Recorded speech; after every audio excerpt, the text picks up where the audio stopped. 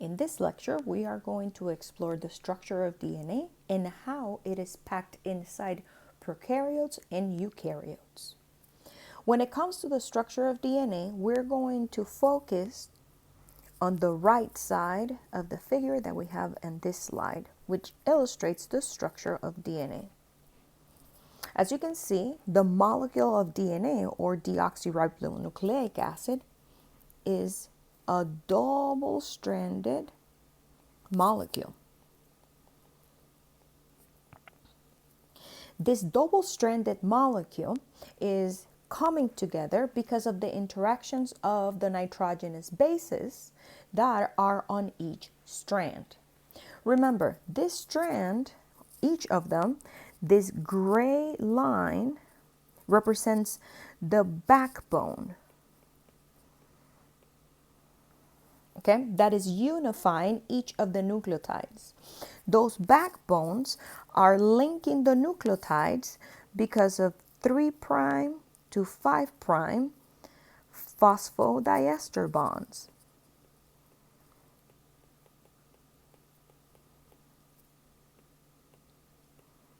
And these phosphodiester bonds is what we explored in slide number 10. Now, these nitrogenous bases, as you can see, are cytosine, guanine, adenine, and thymine. But if we follow the color scheme, we see that when it comes to forming a base pair, okay, which is the interaction of two of these nitrogen bases or nitrogenous bases, the base pair that we see is that cytosine interacts with guanine and adenine interacts with thymine. And we're going to look at the interactions more closely in other slides. In 1953, James Watson and Francis Crick were the scientists that proposed that the structure of DNA was a double helix. They also illustrated that it consisted of two polypeptide strands that were winding about each other like a spiral staircase. They also illustrated that they contain sugar phosphate backbones, and that's what I illustrated in the 3' to 5' phosphodiester bonds. And those backbones were analogous to the outside stair railings in that staircase. Remember, because we have phosphate in the backbone, phosphates are negatively charged.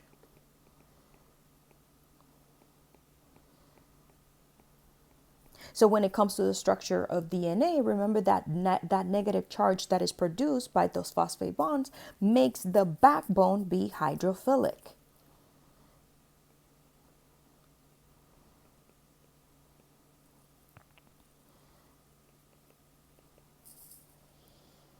Now, as you can see, the bases, which we're talking about the nitrogen bases,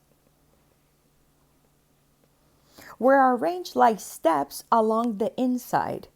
The reason why they're on the inside is because, remember, they are going to be hydrophobic.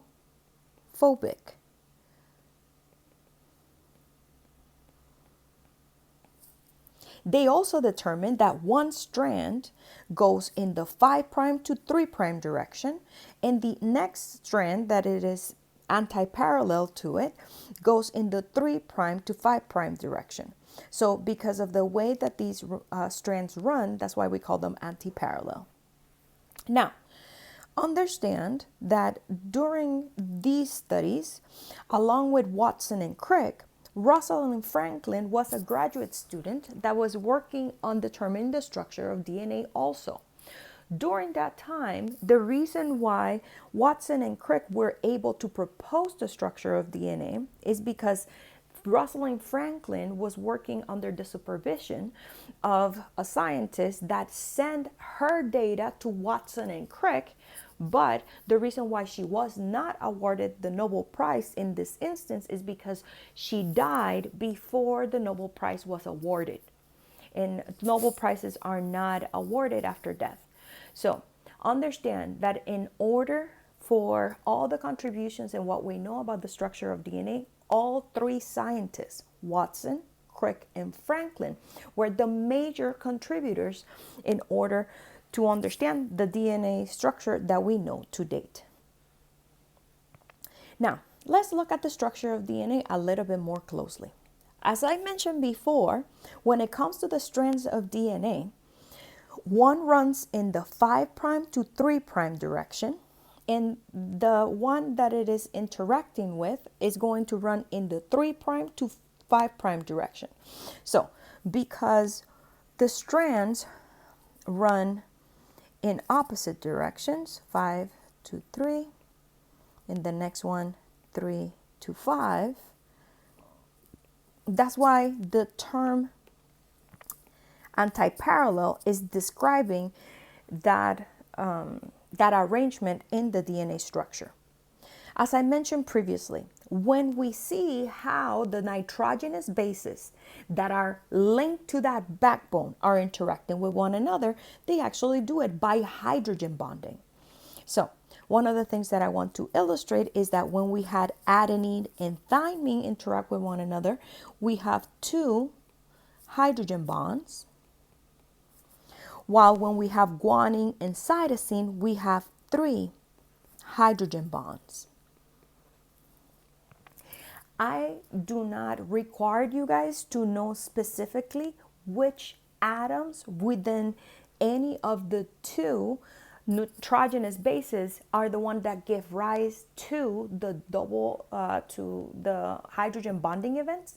But what I want you guys to really focus on is that the base pairing between adenine and thymine produces 2 hydrogen bonding events, while the base pairing between guanine and cytosine produces 3 hydrogen bonding events.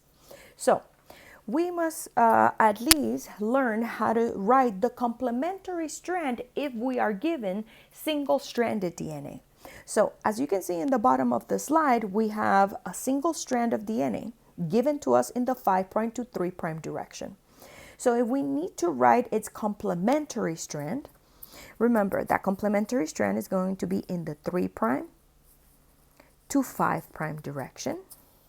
And the way that we write it is that its complement is going to be how these nitrogenous bases are going to base pair with their complements. So in the case that we have guanine, remember that that is going to base pair with cytosine. Adenine base pairs with thymine. Cytosine with guanine. Thymine with adenine. And now I'm just going to write the answer for the rest of the molecule. So we have T to A to T, G to C, C to G, A to T. This is A, C, C, G. And that's how we write the complementary strand given single-stranded DNA. Now, there are forces that stabilize the DNA structure. And as we explained in the previous slide, base pairing, because we have hydrogen bonds, is one of those forces, okay? Remember, when it comes to hydrogen bonds, we are going to have 2 hydrogen bonding events between adenine and thymine, and we are going to have 3 hydrogen bonding events between cytosine and guanine. Now, another feature of these nitrogenous bases interacting with one another is that there's another phenomena that it is observed that it is called base stacking. As we discussed previously, when we look at these nitrogenous bases, they are hydrophobic molecules. Remember, our nitrogenous bases are going to be aromatic, heterocyclic, amines. In the basis of this aromaticity, understand that now these systems are going to have a conjugated system that has filled p orbitals.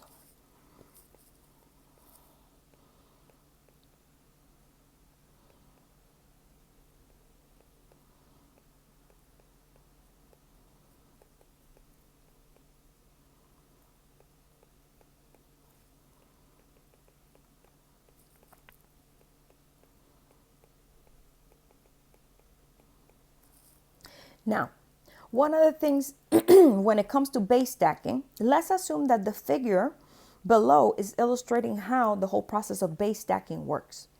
We have the two strands of DNA. And if I label them, let's assume that the one on the left is the one that is running 5' to 3'.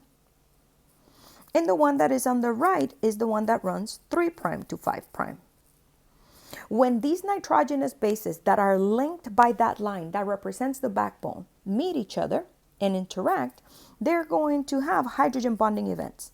So this new line that I'm writing to unify those two strands are going to be the hydrogen bonding events that are happening between the nitrogenous bases. Remember, now when we have this disk formed, let me just use a different, this disk that forms is going to be base pairs.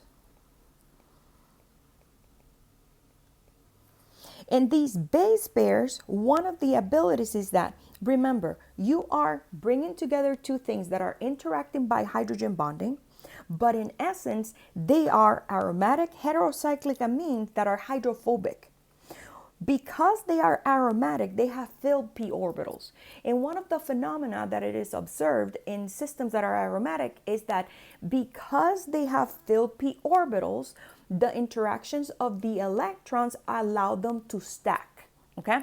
So the stacking that we observe that comes from all of these interactions is because now these filled p orbitals, okay, are going to allow this pi stacking to occur between the nitrogenous bases.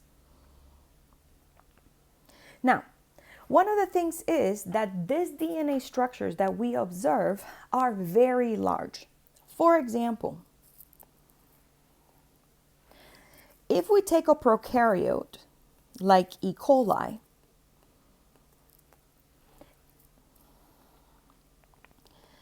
this organism is about 3 micrometers in length.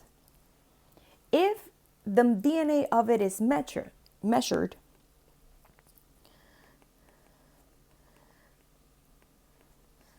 is 300 times longer than the organism.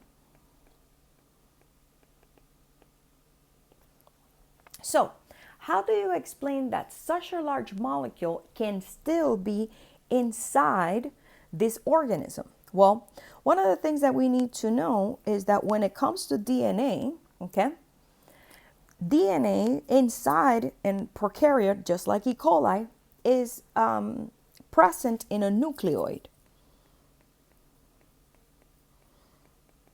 So the nucleoid consists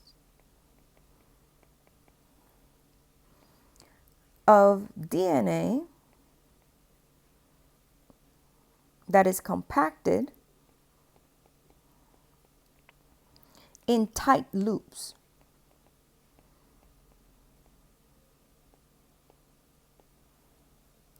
Now, if we organize this, also in order, we have nucleoids consist of DNA that is compacted in tight loops, but understand that it also has anchored proteins that keep them all together. Now, one of the things is that instead of looking at the large molecule of a nucleoid, I am going to illustrate how this large DNA molecule actually twists to be compacted, okay? So here we have to consider just a relaxed piece of circular DNA, and that's what we have in the middle. That's what I underlined. Now, understand that these strands can wrap around each other, okay? Either on a right-handed twist or a left-handed twist. Now, understand that each of these twists are going to represent around 10 bases, okay? So, understand that when we have a positive supercoil, which is the side of the figure that we have towards the left, A positive supercoil has a left-handed twist.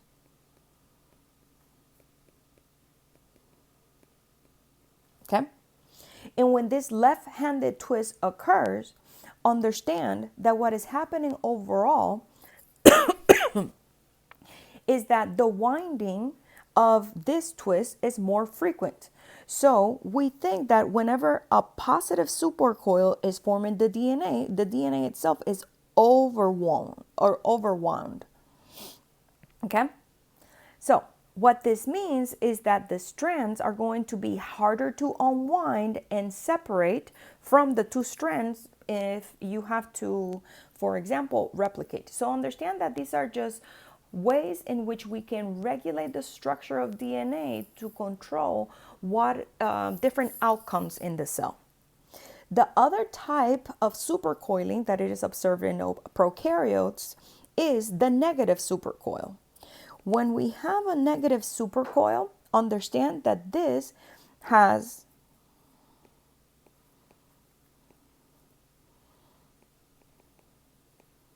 a right-handed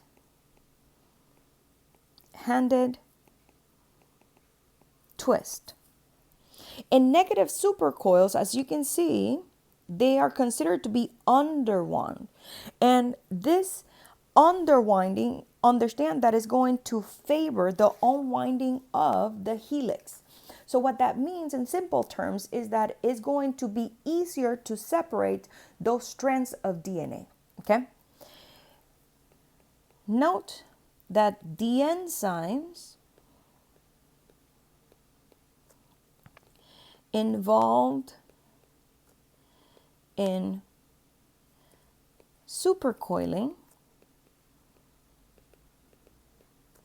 are called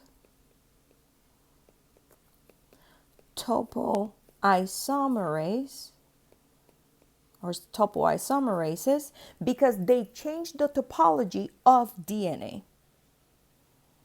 When it comes to eukaryotic DNA, the packing is different. So as you can see in this slide, we have the different levels in which DNA is packed. So at first, we have the DNA molecule.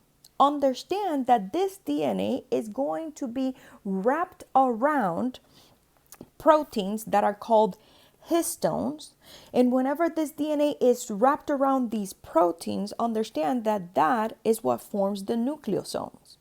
So a nucleosome is when we have DNA that is wrapped around these proteins that are called histones, and they are the ones that are involved in the packing itself of the DNA. So supercoiling is when we have now these nucleosomes that are going to be wrapped and they're going to give rise to a chromatin fiber. Okay? This chromatin fiber is going to be wound even more, and that's what gives rise to chromosomes. So